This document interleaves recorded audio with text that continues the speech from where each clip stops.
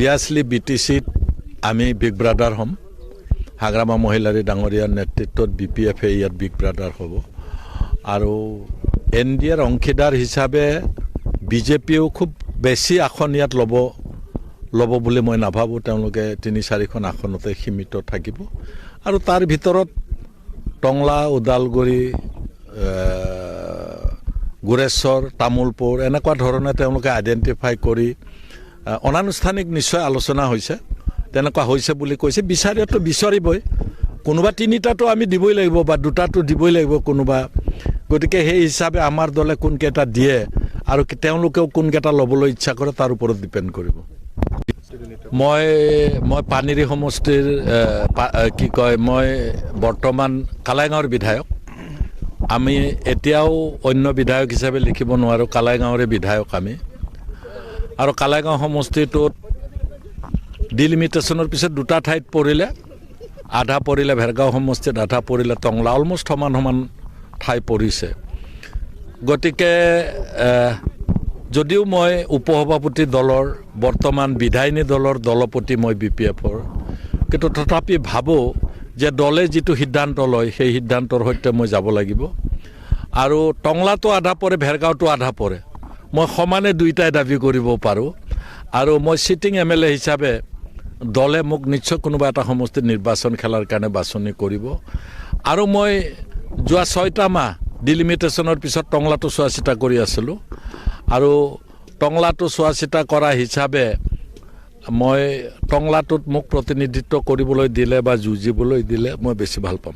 মানে চিট শ্বেয়াৰিংটো হ'বই, যেতিয়া কাৰোবাৰ লগত লগা যায় দিব লাগিব কিছু, আৰু আমিও ল'ব লাগিব।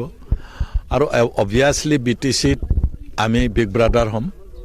হাগ্ৰামা মহিলাৰী ডাঙৰীয়াৰ নেতৃত্বত BPF ইয়াত বিগ ব্ৰাদাৰ হ'ব আৰু NDAৰ অংশীদাৰ হিচাপে BJPও খুব বেছি আসন ইয়াত ল'ব বুলি মই নাভাবোঁ। তেওঁলোকে 3-4খন আসনতে সীমিত থাকিব আৰু তাৰ ভিতৰত টংলা, ওদালগুৰি, গুৰেশ্বৰ, তামোলপুৰ এনেকুৱা ধৰণে তেওঁলোকে আইডেণ্টিফাই কৰি অনানুষ্ঠানিক নিশ্চয় আলোচনা হৈছে, তেনেকুৱা হৈছে বুলি কৈছে। বিচাৰিতো বিচাৰিবই, কোনোবা 3টাতো আমি দিবই লাগিব বা 2টাতো দিবই লাগিব কোনোবা। গতিকে সেই হিচাপে আমাৰ দলে কোনকেইটা দিয়ে আৰু তেওঁলোকেও কোনকেইটা ল'বলৈ ইচ্ছা কৰে তাৰ ওপৰত ডিপেণ্ড কৰিব।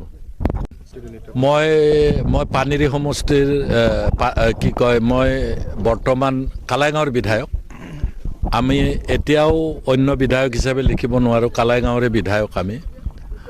আৰু কালাইগাঁও সমষ্টিটোত ডিলিমিটেশ্যনৰ পিছত 2টা ঠাইত পৰিলে, আধা পৰিলে ভেৰগাঁও সমষ্টিত, আধা পৰিলে টংলা, অলমষ্ট সমান ঠাই পৰিছে। গতিকে যদিও মই উপসভাপতি দলৰ বৰ্তমান বিধায়িনী দলৰ দলপতি মই BPFৰ, কিন্তু তথাপি ভাবোঁ যে দলে যিটো সিদ্ধান্ত লয় সেই সিদ্ধান্তৰ সৈতে মই যাব লাগিব। আৰু টংলাটো আধা পৰে, ভেৰগাঁওটো আধা পৰে, মই সমানে 2টাই দাবী কৰিব পাৰোঁ। আৰু মই চিটিং MLA হিচাপে দলে মোক নিশ্চয় কোনোবা এটা সমষ্টিত নিৰ্বাচন খেলাৰ কাৰণে বাছনি কৰিব। আৰু মই যোৱা 6টা মাহ ডিলিমিটেশ্যনৰ পিছত টংলাটো চোৱা চিতা কৰি আছিলোঁ আৰু টংলাটো চোৱা চিতা কৰা হিচাপে মই টংলাটোত মোক প্ৰতিনিধিত্ব কৰিবলৈ দিলে বা যুঁজিবলৈ দিলে মই বেছি ভাল পাম।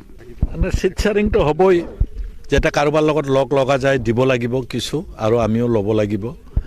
আৰু অভিয়াছলি BTCত আমি বিগ ব্ৰাদাৰ হ'ম।